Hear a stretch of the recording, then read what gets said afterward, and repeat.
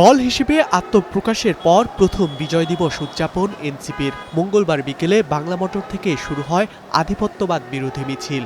স্বাধীনতার এতগুলো বছর পরেও আমাদের গণতান্ত্রিক রাষ্ট্রে রূপান্তর হয়নি। আমাদের প্রতিষ্ঠানগুলো এখনো সেভাবে স্বাধীনভাবে কাজ করতে পারে না। আমরা চাই আমাদের প্রতিষ্ঠানগুলো, নির্বাচন কমিশন, পার্লামেন্ট, আইন বিভাগ সবাই যদি স্বাধীনভাবে কাজ করতে পারে। মুক্তিযুদ্ধের পরেও বাংলাদেশে আধিপত্য এবং আগ্রাসন এটা বন্ধ হয়নি।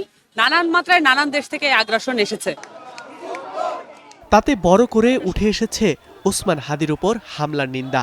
স্মরণ করা হয়েছে ৪৭-এর আজাদির লড়াই, ৭১-এর মুক্তিযুদ্ধ থেকে ২৪-এর অভ্যুত্থান প্রসঙ্গ।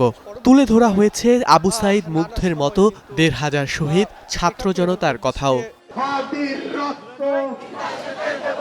এ সময় দিল্লির আধিপত্যবাদের বিরুদ্ধে রাজপথে নিজেই স্লোগান তোলেন নাহিদ ইসলাম।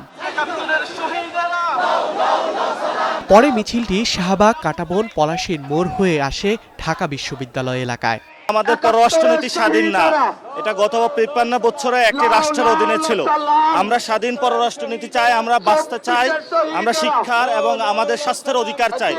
পরে শাহবাগে সমাবেশে নরেন্দ্র মোদীর ১৬ই ডিসেম্বরকে ভারতের বিজয় দাবির তীব্র নিন্দা জানান এনসিপির সদস্য সচিব আক্তার হোসেন।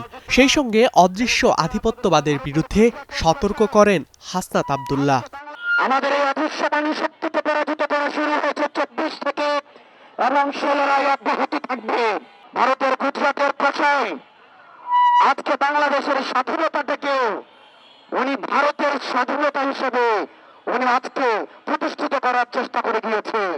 ইতিহাস বিকৃতি করার ছেলেখেলাকে রাষ্ট্রীয়ভাবে প্রশ্রয় দেওয়ার কোনো সুযোগ নেই। অবিলম্বে অন্তর্বর্তীকালীন সরকারকে রাষ্ট্রীয়ভাবে দায়িত্ব নিয়ে মোদীর এই ইতিহাস বিকৃতির বিরুদ্ধে বিবৃতি জারি করতে হবে। বিজয়ের ৫৪ বছরেও মুক্তিযুদ্ধ প্রশ্নে বিভাজনের রাজনীতি জিয়ে রাখাকে অনাকাঙ্ক্ষিত বলেন এনসিপি আহ্বায়ক নাহিদ ইসলাম। জানান, মুক্তিযুদ্ধ বা ধর্মকে কেন্দ্র করে চলবে না বিভক্তি। মুক্তিযুদ্ধ এবং ইসলামকে মুখোমুখি দাঁড় করার যে রাজনীতি গত ৫৪ বছর হয়েছে, সেই রাজনীতি থেকে আমরা বের হয়েই নতুন বাংলাদেশ বিনির্মাণ করব। ইসলামও আমার, মুক্তিযুদ্ধ আমার, জুলাইও আমার, এগুলো একে অপরের অবিচ্ছেদ্য অংশ। শরীফ ওসমান হাদির ফ্যাসিবাদ বিরোধী কার্যক্রম এনসিপি এগিয়ে নেবে বলেও জানান তিনি। আপনার আমার দায়িত্ব তার যে লড়াই সংগ্রাম সেটাকে এগিয়ে নিয়ে যাওয়া। বিজয়ের ৫৪ বছর, অথচ আধিপত্যবাদ ও সাম্রাজ্যবাদ থেকে মুক্তি মেলেনি এখনো। জাতীয় নাগরিক পার্টি নেতারা বলছেন, ২০২৪-এ গণ অভ্যুত্থানের মধ্য দিয়ে যে পরিবর্তনের যাত্রা শুরু হয়েছে, সেই যাত্রা অব্যাহত রাখতে হবে দেশের প্রতিটি নাগরিককে।